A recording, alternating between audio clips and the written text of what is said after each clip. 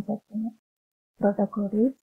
First, we will just revise the classification. And as you all know, that animal kingdom is divided into non-chordata and chordata. And chordata, the phylum chordata, is divided into subphylum protochordata and vertebrata. The subphylum protochordata is also called as the Acrania, and subphylum vertebrata is also called as the Craniata. The subphylum protochordata is again divided into three, that is hemichordata, urochordata, and cephalochordata. And in this section, we will be just dealing with the urochordata, in that the urochordate is divided into class Laviaceae, Acidiaceae, and Thalliaceae. So in the previous section, we have studied the class Acidiaceae, and the example for Acidiaceae is an acidian. This is a picture showing an acidian, and in the current section, we will be dealing with Thalliaceae and Laviaceae. So the basic features of this subphylum urochordata is that the notochord is present only on the tail, and the tadpole-like larvae is present. So these are the two important features of subphylum urochordata, and it's passed on to this Thalliaceae, class Thalliaceae. This is a beautiful feature of a salpa. This is an example of class Thalliaceae. So let's see the general characters or the silent features of class Thalliaceae. The first important character is that the class includes the free-swimming, pelagic, and solitary forms.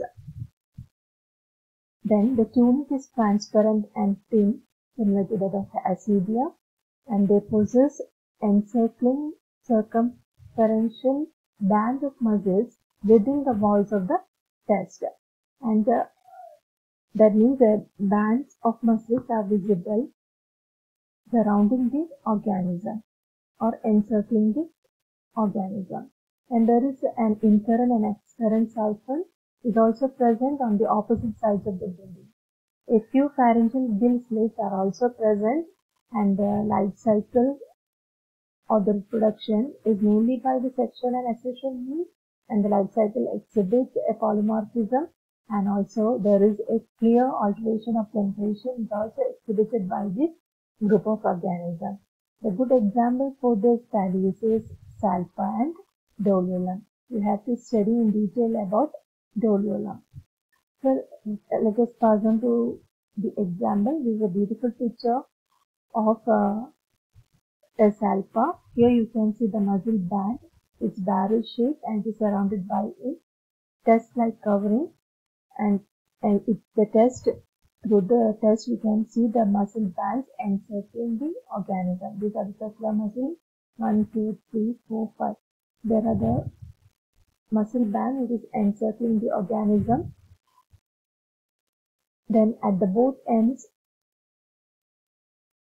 the organism, an opening is present. And this contraction of the circular muscles and produces a pulsative movement for this organism.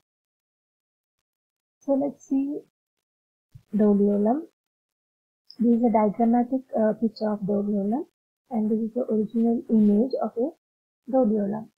And as you can see, the Doliolum itself is a barrel shaped, and this is a free-swimming pelagic tunicate found in the most tropical and subtropical areas of the world. The body is barrel shaped, and it's about 1 to 2 centimeter in length. The test is transparent. You can see here the test is transparent, and this organism exists in two forms, that is in sexual gonozoid form or the solitary form like this, and or a gonozoid the oozoid or the gregarious form, that is a gregarious form.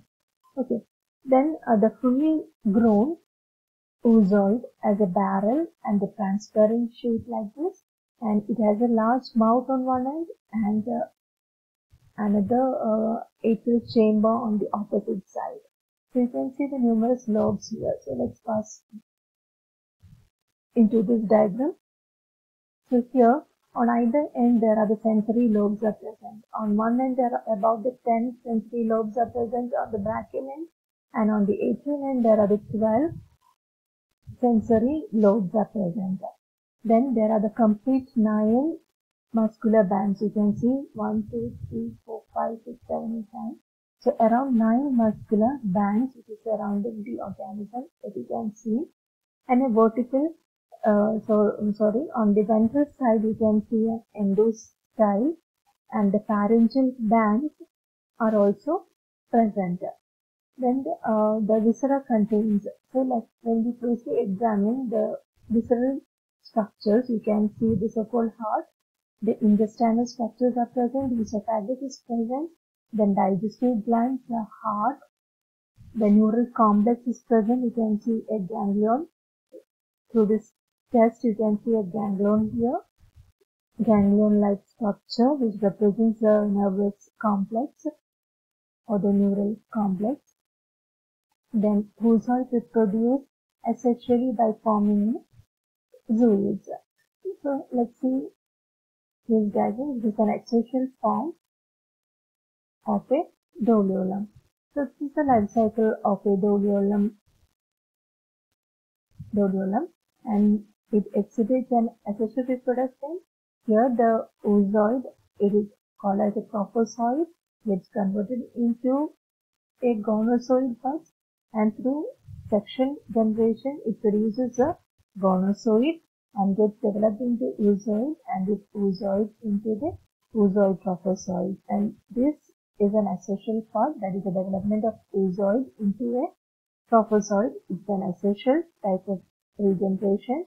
And the sexual part, it is a conversion of these gonozoids into, or the gonozoid buds producing gonozoid. It is a part of the sexual generation.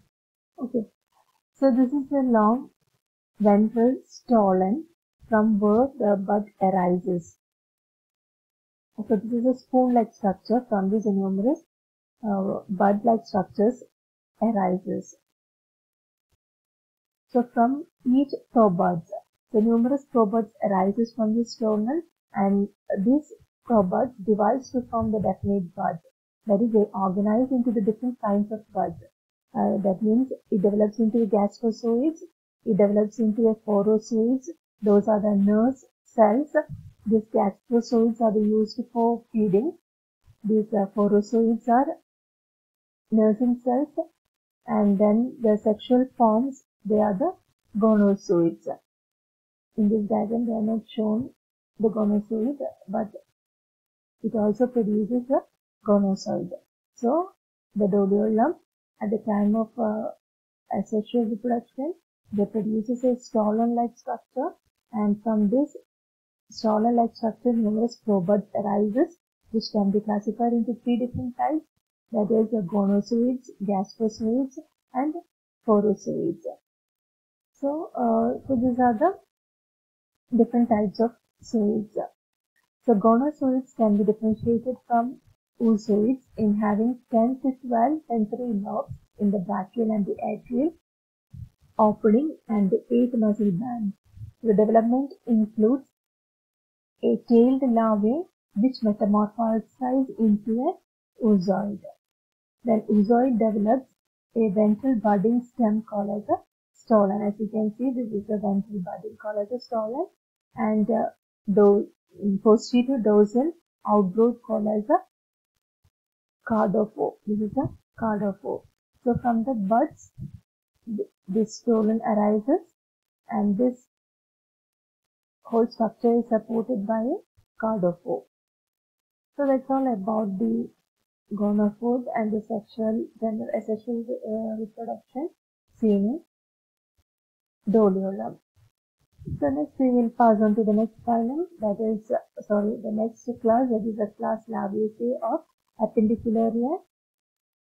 The general characters include that certain features such as they are mostly the tiny marine plankton urochordates.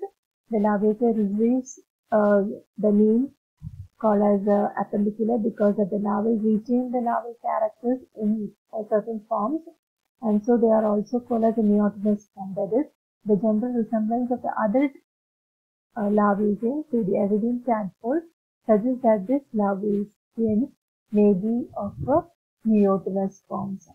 They produces a remarkable feeding apparatus called as a house, and they consist of the three components, that is screen, filters, and expanded gelatinous matrix. So these structures help in the actively feeding larvae, and they abandon their old house and build a new house. So then the trunk holds a major body organ. The tail is thin and flat. The muscle band acts on the notochord to produce a movement, and a tubular nerve cord is also present. And all species except one are the monoecious, and most of these are the protranders, that is the female organism develops first than the male. So that's the term called as a protranders. Good example for the class Larvaceae is Oikopleura and Appendicularly. So this is a picture of Oikopleura larvae. Original image of Oikopleura. This is the head region and the circular tail region is present. And this is a diagrammatic sketch of class Larvaceae, and this is the house of class Larvaceae, or this is also called as the Oikopleura house, And this Oikopleura is a tiny free-swimming tunicate, and it is surrounded the body by a rounded body and a tail-like appendage, a long tail-like appendage you can see towards the posterior end of the organism, and the tail is long and the ribbon-like, usually bent forward and beneath. So a long tail, it is a special feature of this Oikopleura. Then it is supported by the notochord. You can see a notochord and a nerve cord, and the muscles are also present. The tail is effectively used for locomotion, and it remains attached to the body by a ball and the socket mechanism. It is attached to the body by a ball and the socket arrangement. Here, this is organism. This small blue shaped structure, this is organism, and surrounding this region, it is a house-like structure produced by this organism. Okay. Then, and the anterior mouth leads into a small pharynx having a short endostyle, and the two ventral ciliated stigmae, which opens directly to the exterior. Then there is no atrium which is found here, whereas in Appendicularly you can see the atrium, and also in Acidiaceae you can see the atrium. The cerebral ganglion is also present towards the anterior region. You can see a so-called cerebral ganglion.